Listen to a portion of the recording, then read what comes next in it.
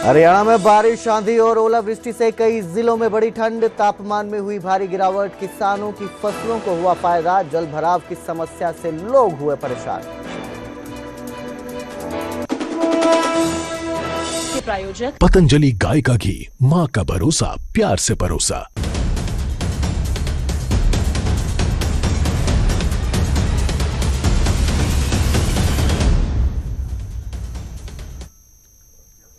नमस्कार, स्वागत है न्यूज 18 पंजाब हरियाणा में। मैं आपके साथ कुलदीप भारद्वाज। हरियाणा प्राइम की शुरुआत करेंगे एक दुखद खबर के साथ, एक पिता के साथ इस खबर की शुरुआत करेंगे। एक पिता ने अपनी मासूम बेटी को मौत के घाट उतार दिया और वजह छोटी सी, गिनती नहीं लिख पाई, बेटी को 50 तक काउंटिंग नहीं आती थी और यही वजह इतनी बड़ी हो गई कि पिता इतना निर्दयी हो गया कि अपनी मासूम को ही मौत के घाट उतार दिया। फरीदाबाद की यह घटना है जहां गिनती न लिख पाने पर पिता ने अपनी 4 साल की मासूम बेटी को बेलन से पीट कर बेरहमी से उसकी हत्या कर दी, जिसके बाद पत्नी ने आरोपी की करतूत का खुलासा किया। पुलिस ने आरोपी पिता को गिरफ्तार कर लिया है। बेहद ही संवेदनशील यह मामला है। एक पिता। आगे बढ़ेंगे, अब बात करेंगे रोजगार की। पंचकुला में रोजगार मेले के तहत युवाओं को नियुक्ति पत्र मिलेंगे। केंद्रीय मंत्री मनोहर लाल युवाओं को ज्वाइनिंग लेटर देंगे। जानकारी के मुताबिक 109 युवाओं को आज ज्वाइनिंग लेटर दिए जाएंगे। प्रधानमंत्री नरेंद्र मोदी भी इस कार्यक्रम पे जुड़ेंगे, तो ये नियुक्ति पत्र दिए जाएंगे, ज्वाइनिंग लेटर दिए जाएंगे आज पंचकुला में। और प्रधानमंत्री नरेंद्र मोदी भी इस कार्यक्रम का हिस्सा बनेंगे, इस कार्यक्रम में जुड़ेंगे। केंद्रीय मंत्री मनोहर लाल ज्वाइनिंग लेटर देंगे। प्रधानमंत्री नरेंद्र मोदी ने लेटर दिए हैं।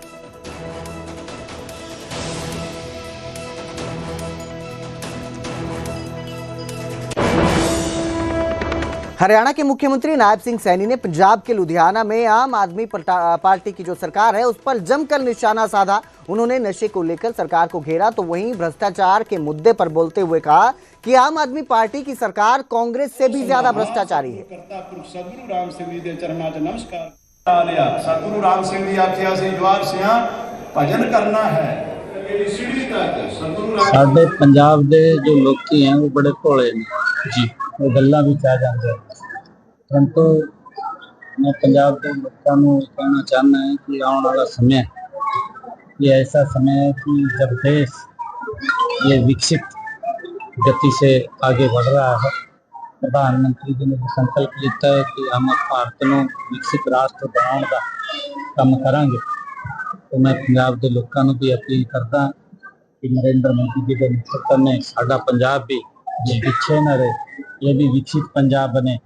ये भी पंजाब जो पंजाब साडा देश का नंबर 1 सूबा सी, वो नंबर 1 सूबा बने और ये नंबर 1 सूबा भारतीय जनता पार्टी नरेंद्र मोदी जी के नेतृत्व में बन सकता है।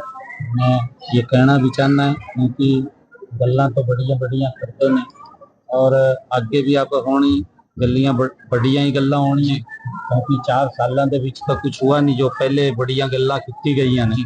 अब क्योंकि इलेक्शन नजदीक आ गया, अब फिर शायद ये सोचते हैं कि बड़िया बड़िया गल्लां करके फिर सरकार के ऊपर काबिज हो जाएंगे। परंतु अज मुझे लगता है कि पंजाब के लोग उस गल को समझ गए ने कि गल्लां से कम नहीं चलना, अब तो काम करने से काम चलना है। और किसी की गल्लां विच अज पंजाब के लोग नहीं आएंगे, चाहे वो बड़िया गल्लां करन, चाहे जेड़ी मर्जियां गल्लां करन या कुछ प्रलोभन देन, परंतु ना प्रलोभना ते आन, क्योंकि जो वायदे इन्होंने किए सरकार के 4 साल निकले, 4 सालों के विच इन्होंने एक भी वायदा पूरा नहीं किया। चाहे महिलाओं पे उन्होंने वायदा किया सी कि साडी सरकार 1100 रुपये महीना देने का काम करेगी, वो नहीं दिता। चाहे इन्होंने बजुर्गों की पेंशन बढ़ाने की गल की सी, वो नहीं इन्होंने किया। और मैं तो ये भी गल बताना चाहना है कि मैं देख रहा सी कि यहाँ बुजुर्गों को जेड़ी सम्मान पत्ता देंदे हैं, जिन्हां दी इनकम 60,000 रुपये है, उन्होंने इत्थे सम्मान भत्ता बजुर्गों को दिता जाता है। साडे हरियाणा दे विच जिन्हां बजुर्गों की इनकम 3 लाख रुपये है, उन्होंने दिता जाता है। ये कितना बड़ा अंतर है। ये सरकार आम आदमी दी कांग्रेस ते भी बड़ी भ्रष्टाचारी निकली ने। भ्रष्टाचार दी दलदल विच ये फसी हुई है। ये पंजाब दे लोगों ने फैसला करना है किहदे साथ चलना है। और मैं इस बात पे आश्वस्त करदा कि जो नरेंद्र मोदी जी के नेतृत्व दे विच जिन्नियां भी योजनावां हरियाणा दे विच साडी सरकार ने लागू कीतियां होईयां ने, वो सारी की सारी योजनावां पंजाब दे विच भी लागू होवांगी। चाहे किसानां नूं हरियाणा दे विच 24 फसलां ते MSP देण दा काम करदे हैं, पंजाब दे विच भी। मैंने भगवंत मान नूं भी ये गल कही सी कि तुसीं पंजाब दे किसानां दी पूरी फसल MSP दे खरीदण दा काम करो। और मैंने ये भी कहा सी कि साडी सरकार हरियाणा दे विच जो महिलाएं जिन्हां दी इनकम 1,80,000 रुपए दे कम है, उन्हां महिलाओं दी रसोई दे विच 500 रुपए दा गैस दा सिलेंडर पहुंचाने दा काम साडी सरकार कर रही है। तुसीं भी इत्थे। और अब जिक्र करेंगे यमुनानगर का, जहां खनन माफियों ने अधिकारियों पर हमला कर दिया। एनफोर्समेंट अधिकारियों की गाड़ी पर माफिया ने यह हमला किया और खनन से भरे वाहनों को रोकने के लिए ये जो अधिकारी है ये मौके पर पहुंचे थे, लेकिन जो माफिया के लोग हैं वो इतने बेखौफ हो चुके हैं कि उन्होंने अधिकारियों पर ही हमला कर दिया, उनकी गाड़ियों पर हमला कर दिया। एनफोर्समेंट अधिकारियों की गाड़ी पर यह माफिया का हमला हुआ।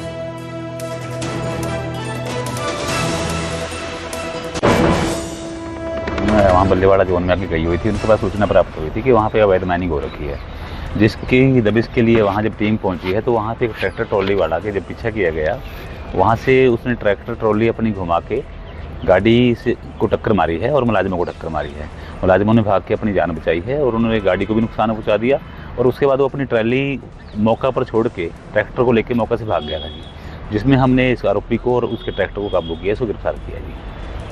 तो सर रात को कोई अवैध खनन की गाड़ियाँ निकलने के उसको रोकने के लिए वहाँ पे सूचना प्राप्त हुई थी कि वहाँ पे कुछ ट्रैक्टर ट्रॉली वाले यमुना से कुछ यूपी के रास्ते से अवैध माइनिंग कर रहे हैं और जिस सूचना पे वहाँ पहुँचे तो वहाँ से एक ट्रॉली निकल के आ रही थी जिसका पीछा कर रही थी। तो ट्रैक्टर वाले ने इसने घुमा के वापस यू टर्न लेके आगे रास्ते से इनकी गाड़ी को टक्कर मारी है जान से मारने की नीयत से, उसमें कार्रवाई की गई है। गिरफ्तार कर लिया जी, गिरफ्तार कर लिया, ट्रैक्टर को कब्जे में ले लिया है।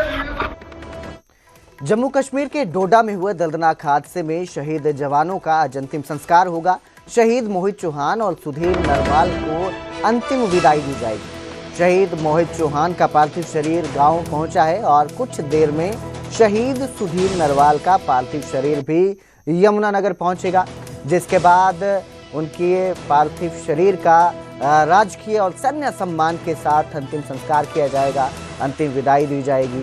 तो ये जो दोनों जवान हैं ये जम्मू कश्मीर के डोडा में हुए दर्दनाक हादसे में शहीद हुए हैं। इस हादसे में कुल 10 जवान शहीद हुए थे जबकि 11 जवान घायल हुए थे। तो ये आज इनका अंतिम संस्कार कर दिया जाएगा। आपको बता दें कि जम्मू कश्मीर के डोडा में दर्दनाक हादसा सामने आया था। सैन्य गाड़ी जो है वो इस हादसे का शिकार हुई थी और इस गाड़ी में सवार 10 जवान शहीद हो गए थे जबकि 11 जवान घायल हो गए हैं। इन 10 जवानों में 2 हरियाणा के जवान भी शामिल थे जिनका आज अंतिम संस्कार किया जाएगा। झज्जर और यमुनानगर के ये जो जवान हैं इनका अंतिम संस्कार किया जाएगा। यमुनानगर के सुधीर नरवाल का पार्थिव शरीर भी गांव पहुंच चुका है। तो एक जो है नम आंखों के साथ पूरे लोग इस विदाई समारोह में शामिल होंगे, अंतिम विदाई दी जाएगी। हर कोई इस हादसे के बाद दुख में है, पूरे गांव में मातम पसर चुका है, दुख की घड़ी है। जो जवान देश की सेवा के लिए बॉर्डर पर लड़ते हैं एक हादसे में शहीद हो गए और पूरा परिवार अब इस हादसे के बाद टूट चुका है।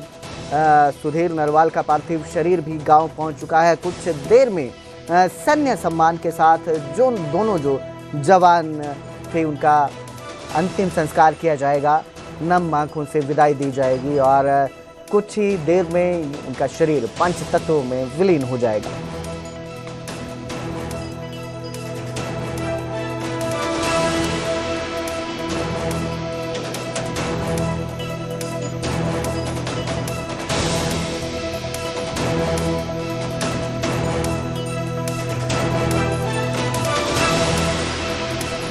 जम्मू कश्मीर के डोडा में ये दर्दनाक हादसा सामने आया था। आपको बता दें कि झज्जर के मोहित चौहान उनका पार्थिव शरीर भी गांव पहुंच चुका है, उनका भी आज अंतिम संस्कार किया जाएगा। इस हादसे में एक पंजाब का जवान भी शहीद हुआ है। तो पंजाब हरियाणा के कुल मिलाकर 3 जवान इस हादसे में शहीद हुए हैं और झज्जर और यमुनानगर के ये जो जवान शहीद हुए हैं, मोहित चौहान और सुधीर नरवाल, इनका पार्थिव शरीर गांव पहुंचा है। पार्थिव शरीर गांव पहुंचने पर पूरे गांव में दुख का माहौल है। हर किसी की आंखें नम हैं, जिन्हें अपनी आंखों के सामने बड़ा होते देखा था, जिनका सपना था देश सेवा करने का, सेना में भर्ती हुए। पूरे गांव के लिए वो क्षण गर्व का क्षण था जब दोनों सेना में भर्ती हुए, देश की रक्षा के लिए बॉर्डर तक पहुंचे और अब हादसे का शिकार हुए दोनों जवान शहीद हो चुके हैं। जब उनका पार्थिव शरीर गांव पहुंचा तो हर कोई दुखद था। दुख की घड़ी थी, परिवार पर दुखों का जैसे मानो पहाड़ टूट पड़ा है। जवान बेटे जो देश की सेवा के लिए निकले थे शहीद हो गए हैं। सैन्य सम्मान के साथ इन दोनों जवानों का अंतिम संस्कार किया जाएगा। दोनों को जो है नम आँखों के साथ विदा करने के लिए लोगों का हुजूम उमड़ रहा है। रिश्तेदार, अधिकारी, गांव वाले, हर कोई की मौत पर दुखी है। तो गांव में ही दोनों का अंतिम संस्कार किया जाएगा। दोनों का जो पार्थिव शरीर है वो गांव पहुंच चुका है और अंतिम दर्शनों के लिए भी लोगों की भीड़ लगना शुरू हो चुकी है। जो शहीद जवान हैं उनके अंतिम दर्शनों के लिए लोग पहुंच रहे हैं, अंतिम दर्शन कर रहे हैं। और ये एक दुख का पल है हम सभी के लिए कि जो जवान देश की सेवा के लिए बॉर्डर पर लड़ते हैं, बॉर्डर पर खड़े होते हैं, जब वो शहीद होते हैं तो नुकसान सभी का है। बिना किसी स्वार्थ के, बिना किसी भेदभाव के वो हमारी रक्षा के लिए बॉर्डर पर डटे रहते हैं। तो कुछ ही पलों में शहीद मोहित चौहान और शहीद सुधीर नरवाल का अंतिम संस्कार कर दिया जाएगा। पंच तत्वों में दोनों विलीन हो जाएंगे और दुख का ये पूरा विषय है।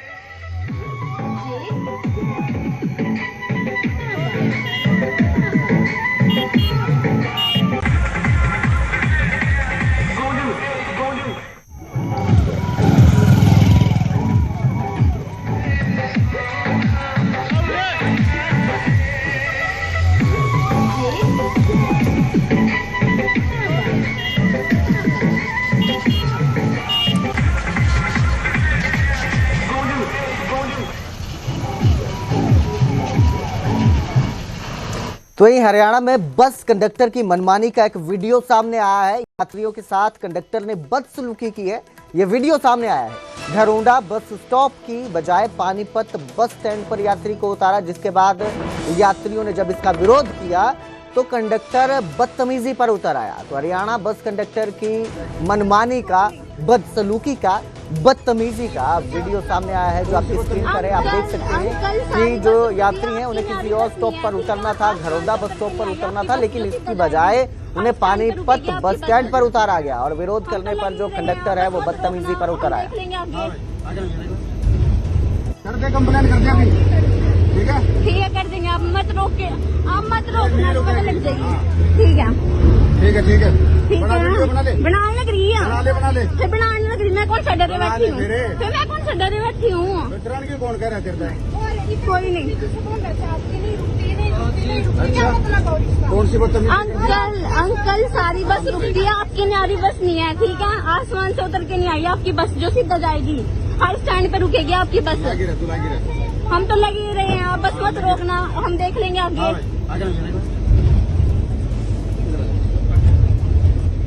तो कंडक्टर की बदसलूकी का ये वीडियो सामने आया है और ये वीडियो कई सवाल भी पैदा कर रहा है कि मान लीजिए आपका बच्चा इस बस में सवार हो, बच्ची हो, और जिस तरह से ये जो है बस स्टॉप पर बस नहीं रोकता है। घरौंडा बस स्टॉप पर इन्हें उतरना था जो यात्री थे और इन्हें अपनी मनमानी के साथ कहीं और उतारता है। खुदा न खास्ता, भगवान न करे ऐसा कभी हो, लेकिन इस तरह की घटना आपके बच्चे के साथ भी होती है और उसके साथ कुछ अनहोनी घट जाती है। तो इसके लिए क्या ये कंडक्टर जिम्मेदार होगा कि ये जिम्मेदारी लेगा? जिस तरह से ये बदसलूकी करता है ये बेहद ही गंभीर विषय है। किसी को कहीं उतरना है, किसी का परिवार कहीं पर इंतजार कर रहा हो सकता है।